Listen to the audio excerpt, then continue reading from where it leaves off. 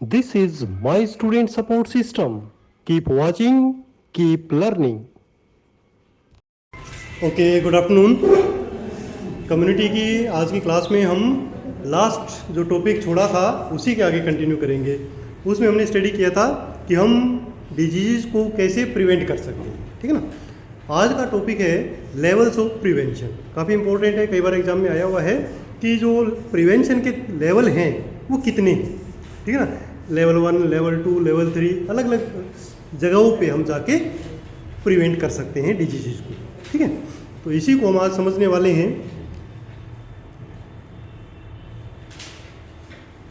Prevention includes a wide range of activities aimed at reducing the risk or threat to health. There are 4 types of levels of prevention. अब इसमें levels of prevention में दोनों type की बीमारियों को हम रोक सकते हैं, चाहे वो कम्युनिकेबल है चाहे नॉन कम्युनिकेबल है, ठीक है ना। तो उन सब को रोकने के लिए हमारे पास 4 लेवल है, ठीक है। कौन कौन से? एक होता है प्राइमोर्डियल लेवल, इनके नाम आप याद कर लें।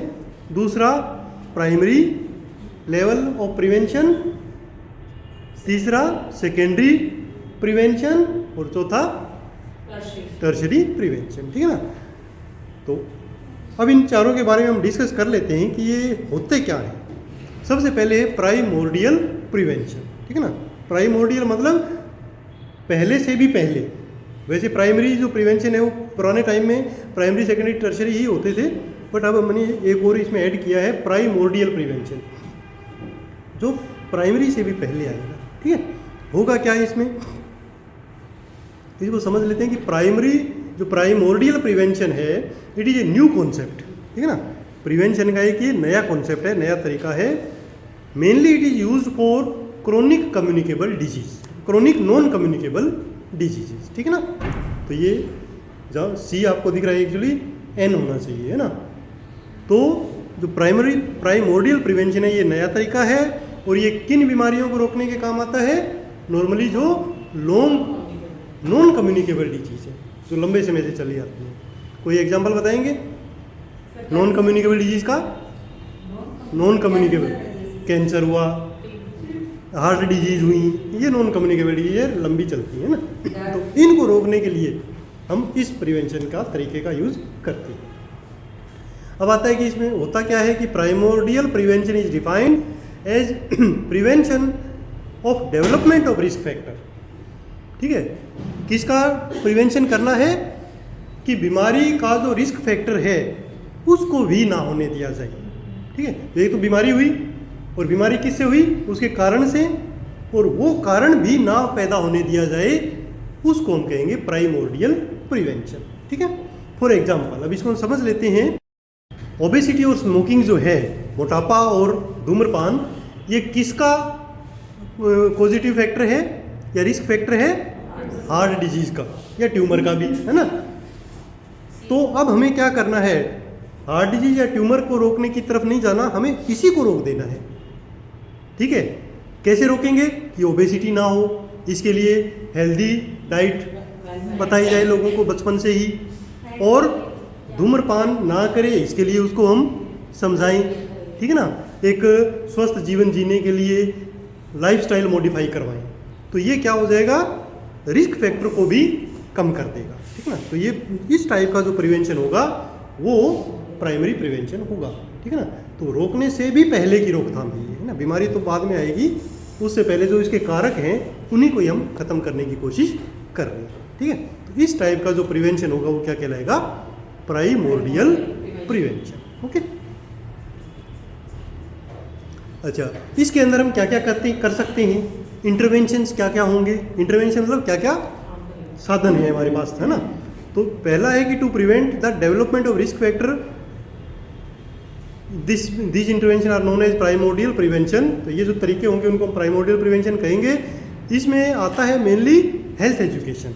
It includes health education to the children to encourage for adapting healthy lifestyle. ये हमने अभी डिस्कस किया है ना कि हेल्दी लाइफस्टाइल अपनाने के लिए बचपन से ही उनको कह देंगे, क्योंकि मोटापा आप लोगों ने देखा होगा, कई बच्चे बचपन से ही मोटा होना शुरू हो जाते हैं, बाद में उनको पतला होना मुश्किल होता है। तो बचपन से ही स्कूल लेवल से ही उनको हेल्दी फूड की आदत डलवानी है ताकि फ्यूचर में उनको हार्ट डिजीज ना हो जाए। तो इतना एडवांस में जो हम प्रिवेंशन करते हैं उसको हम क्या कहेंगे, प्राइमोर्डियल प्रिवेंशन, है ना। इसी प्रकार उनको स्मोकिंग रोकने के लिए भी पहले से ही कह देंगे कि स्मोकिंग के क्या क्या नुकसान है, उनको एडवांस में बता देंगे, क्योंकि बचपन में जो आदतें आप डाल देते हो वो हमेशा लाइफ टाइम उनके दिमाग में छप जाती है, हमेशा वो याद रखते हैं, है ना। ये उसके बाद आता है प्राइमरी प्रिवेंशन, ठीक है ना। अब मेन काम शुरू होता है हमारा प्राइमरी से। अब बीमारी सामने खड़ी है, अब पहले हम रोक नहीं पाए, प्राइमोर्डियल प्रिवेंशन अपनाया नहीं, या वो अपनाने के बाद भी बीमारी सामने दरवाजे पे खड़ी है, तब हम बीमारी से रोकने का प्राथमिक प्रिवेंशन या प्राइमरी प्रिवेंशन काम में लेंगे, ठीक है। ये क्या है, primary prevention aims at prevention of the disease और इंजुरी बिफोर इट अकर्स। कोई बीमारी होने से पहले अपनाए गए तरीके प्राथमिक वाले कहेंगे, ये प्राइमोर्डियल से थोड़ा सा बाद में है, ठीक है ना। अब बीमारी सामने आ गई है, दिख रही है कि ये होने वाली है, जैसे कहीं कम्युनिकेबल डिजीज फैलने वाली हो और हमें पता लग गया हो, तो जो रोकने के तरीके हम करेंगे उनको हम क्या कहेंगे, प्राइमरी प्रिवेंशन, ठीक है। This is achieved by preventing exposure to the hazard that causes the disease और इंजरी। अब इसमें क्या करेंगे कि जो भी खतरे हैं उस बीमारी के होने के कारण उनको हम रोकने का प्रयास करेंगे या हटाएंगे, एक्सपोजर नहीं होने देंगे।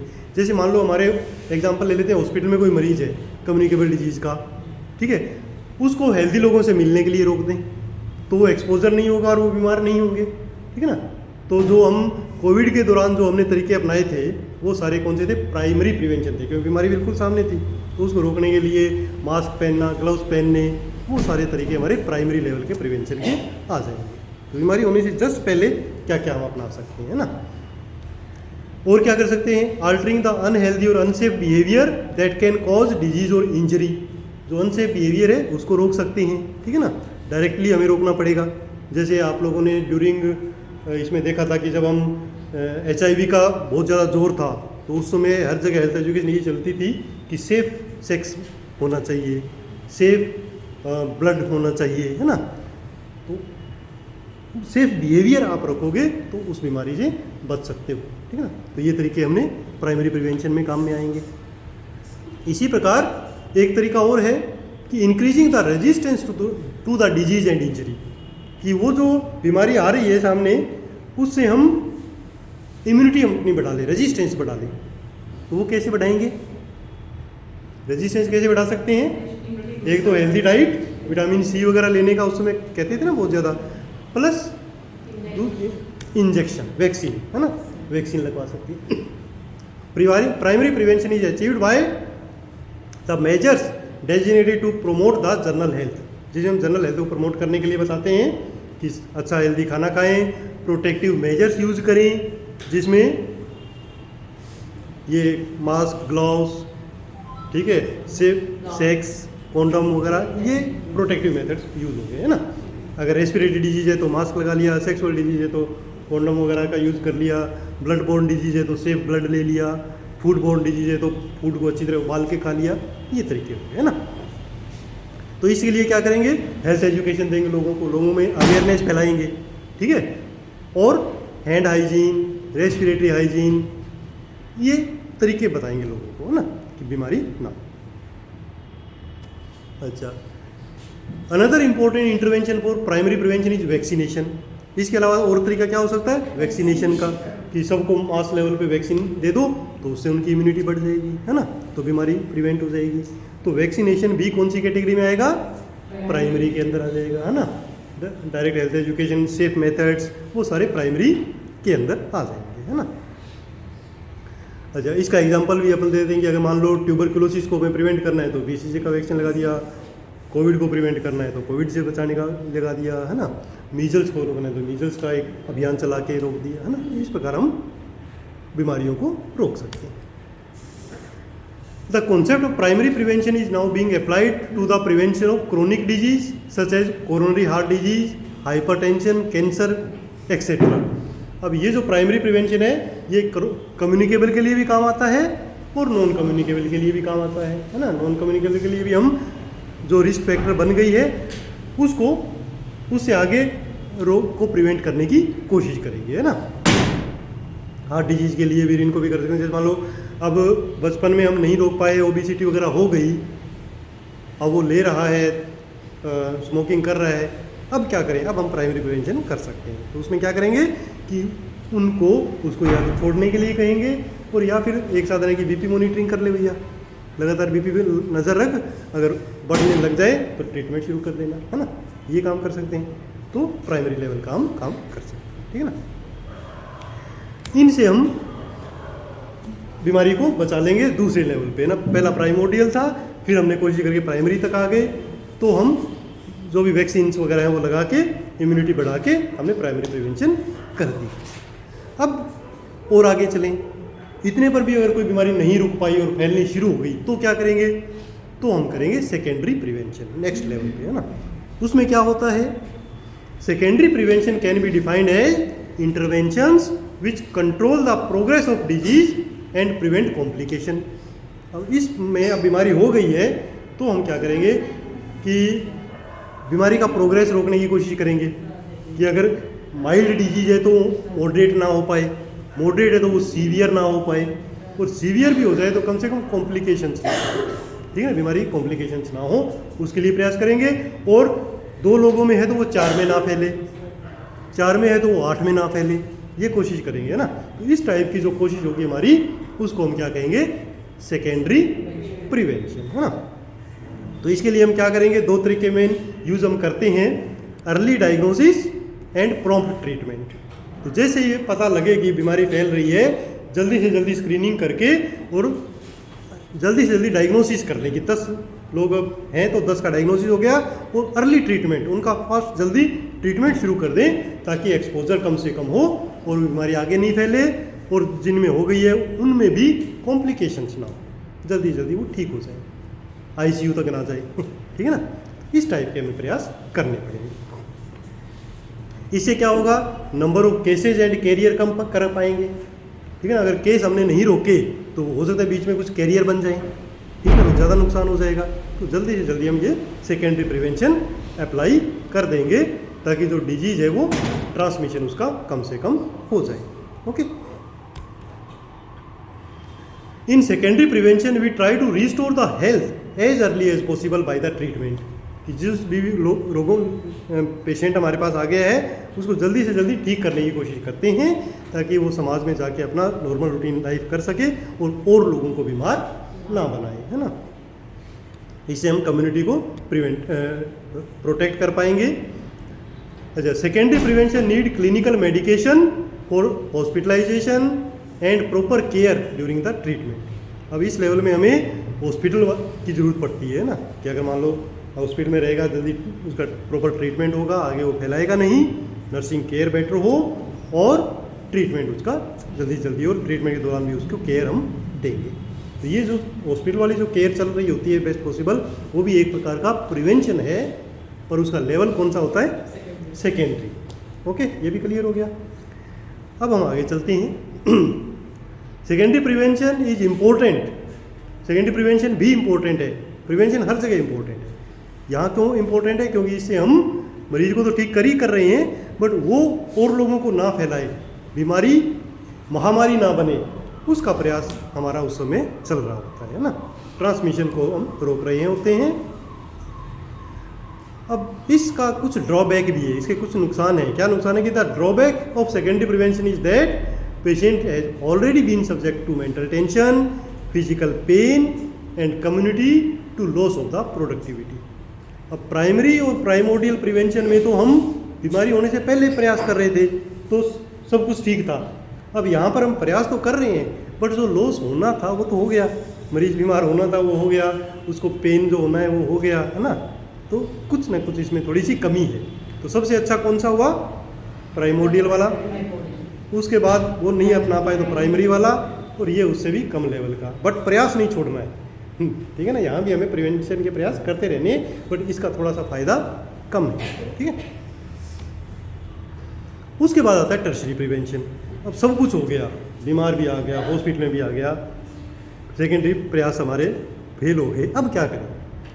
अब होता है टर्शरी प्रिवेंशन। हम हिम्मत नहीं छोड़ेंगे अब भी। अब हम क्या करेंगे, अब कॉम्प्लिकेशंस को बचाएंगे कि कम से कम वो रिहेबिलिटेट हो उसके बाद में, डिसेबल ना हो जाए, अपंग ना हो जाए, ठीक है ना, विकलांग ना हो जाए, ठीक है, और बहुत बड़े लेवल पे वो बीमारी फैल ना जाए, उसके हम प्रयास करें, ठीक है ना। Tertiary prevention is defined as the interventions to reduce और लिमिट डिसेबिलिटीज। या तो हम डिसेबिलिटी को ख़त्म कर दें, डिसेबल हो ही नहीं व्यक्ति, और अगर हो रहा है तो लिमिट करें, कम से कम डिसेबल, ठीक है ना, कुछ ना कुछ काम वो बाद में जॉब वगैरह कर पाए, इस लेवल का प्रयास करेंगे। तो ये भी हमारे प्रिवेंशन के तरीके होंगे, बट लेवल टर्शरी हो जाएगा जो थोड़ा और भी कम इफेक्टिव है ना, बट हमें पता होना चाहिए कि वो भी प्रिवेंशन का एक तरीका है, ठीक है। तो इसको कैसे डिफाइन करते हैं कि tertiary prevention is defined as the interventions to reduce और limit the disabilities, minimise suffering, जो प्रॉब्लम है उसको कम करें caused by the disease, and promote patients adjustment in the society, कि जब पेशेंट डिस्चार्ज हो जाएगा तो सोसाइटी में अपने आप को एडजस्ट कर सके, कुछ खा कमा सके, बिल्कुल असहाय ना हो, इसके लिए प्रयास करेंगे, ठीक है ना। The main interventions in the tertiary prevention include, अब क्या क्या इंटरवेंशन हम कर सकते हैं, सबसे पहले तो हेल्थ प्रमोशन कर सकते हैं कि जब वो ठीक हो गया डिस्चार्ज हो रहा है तो उसकी इस कंडीशन को अब घर जाके कैसे हो रहा है उसको प्रमोट करेगा, उसके लिए हम प्रयास कर सकते हैं, ठीक है।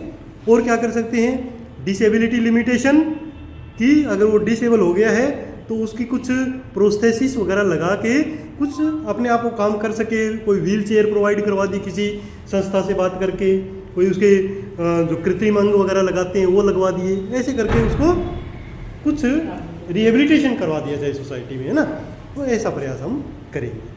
तो ये भी एक प्रकार का प्रिवेंशन होगा, बट लेवल इसका टर्शरी हो जाएगा, है ना, बट फिर भी हम उसकी सपोर्ट तो कर ही रहे हैं, है ना। तो इसलिए टर्शरी प्रिवेंशन भी लाभदायक है, कम लाभदायक है बट लाभदायक तो है, ओके।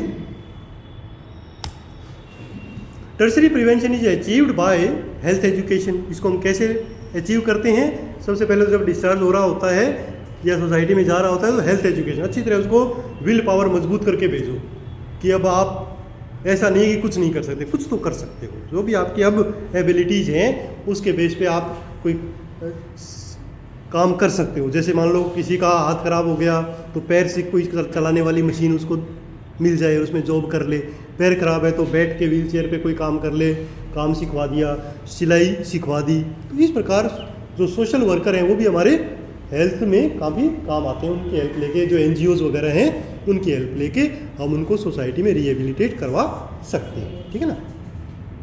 इसी के साथ एनवायरमेंटल मॉडिफिकेशन के लिए बता सकते हैं, न्यूट्रिशनल इंटरवेंशन भी इसमें कर सकते हैं कि अच्छा हेल्दी डाइट वो ले ले। रिहेबिलिटेशन में मेडिकल रिहेबिलिटेशन भी आता है, कुछ मेडिसिन उसको बाद में लेनी पड़ सकती है। वोकेशनल रिहेबिलिटेशन भी आता है। वोकेशनल रिहेबिलिटेशन मतलब कि उसको कुछ जॉब कर सके, वो ऐसा कुछ सिखवा दिया जाए, है ना। जैसे मैंने जो ट्रेनिंग वगैरह आपको बताई, सिलाई कढ़ाई ऐसा कुछ कर सके, है ना, टाइपिंग। सोशल रिहेबिलिटेशन भी होता है, ठीक है ना। सोशल रिहेबिलिटेशन क्या है, जब मान लो कोई ऐसी बीमारी होगी कि समाज उसको धुतकार रहा है, समाज में घुलने मिलने नहीं दिया जा रहा, तो उस समय भी हम कुछ अवेयरनेस स्प्रेड करके उसको सोसाइटी की मुख्य धारा में शामिल करवा सकते हैं। तो उसको हम क्या कहते हैं, सोशल रिहेबिलिटेशन, है ना। कई टाइप के रिहेबिलिटेशन होते हैं। और क्या कर सकते हैं, साइकोलॉजिकल रिहेबिलिटेशन कर सकते हैं, अगर वो साइकोलॉजिकली डिप्रेस है तो, है ना, काउंसलिंग वगैरह करवा के। और सेल्फ हेल्प ग्रुप बना सकते हैं, जो उस टाइप के जो लोग हैं। अब हमें जो हॉस्पिटल वालों को तो पता होता है कि कौन कौन इस बीमारी से ठीक होके गया है, उनके नंबर वगैरह हो तो व्हाट्सएप ग्रुप बनवा दो कि कोई भी अपनी प्रॉब्लम है वो सोल्व शेयर कर सके और उसको सोल्व कैसे किया है वो डिस्कस कर सके, है ना। तो इस प्रकार हमें हर लेवल पे पेशेंट की सहायता करनी है। लेवल कोई सा भी हो सकता है, प्राइमोर्डियल से शुरू होके टर्शरी तक, ठीक है ना। सिंपल है, कई बार एग्जाम में आता है। सबसे पहले तो आपको चारों के नाम याद हो, लेवल्स ऑफ प्रिवेंशन, और फिर थोड़ा थोड़ा उनका डिस्क्रिप्शन की इसमें करते हैं। Okay, thank you. My student support system. Keep watching, keep learning.